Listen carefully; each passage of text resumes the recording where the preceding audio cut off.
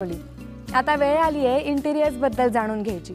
जसं पुणे झपाट्याने बदलतंय तसंच इंटिरियरच्या संकल्पनाही बदलतायत। आता आपण इंटिरियर्सच्या काही टिप्स ऐकूया। इंटिरियर डिझायनिंग मध्ये 12 वर्षांचा दांडगा अनुभव असलेले डिझाइन 7 इंटिरियर प्रायव्हेट लिमिटेडचे डायरेक्टर शब्बीर साबूवाला यांच्याकडून। नमस्कार, विसावामध्ये आपलं स्वागत आहे।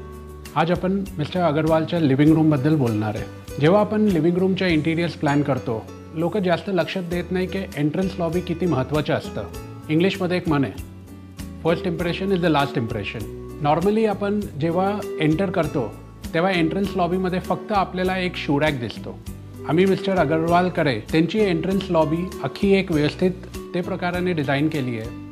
त्याच्यात खूप वेगळे एलिमेंट्स यूज केले आहे, जसं ड्राय फ्लावर अरेंजमेंट्स, वॉलपेपर, ते सगळे कंबाईन करून एक अख्खी एंट्रन्स लॉबीला एक वेगळ्या प्रकारची लुक दिलेली आहे, जे लास्टिंग इम्प्रेशन क्रिएट करतं। त्याच्यानंतर जेव्हा आपण पुढे आलो तेव्हा एक सेमी पार्टिशन आहे आणि त्यांच्या मेन TV युनिट आहे। आता ते वॉलपेपरची जे थीम आहे ते सेम थीम आम्ही कंटिन्यू केली आहे TV युनिटच्या शेजारी आणि फॉल सिलिंगमध्ये पण।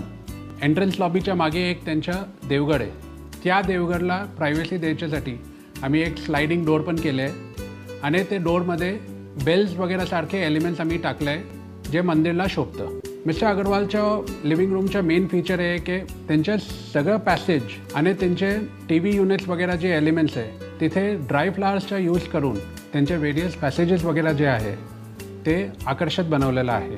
त्यांच्या देवगड तसं प्लॅन केलं आहे की ते स्वतः खाली बसून व्यवस्थित पूजा वगैरे त्यांना करता येईल। त्यांच्या वॉल्स आणि TV युनिटला एक वेगळ्या प्रकारचे टेक्स्चर यूज केलं आहे। नॉर्मली आपले प्लेन वॉल्स असतात, त्यांच्या कर्टन्स आणि वॉलपेपर पण तुम्ही बघितलं तर ते सेम थीममध्ये कंटिन्यू होतात।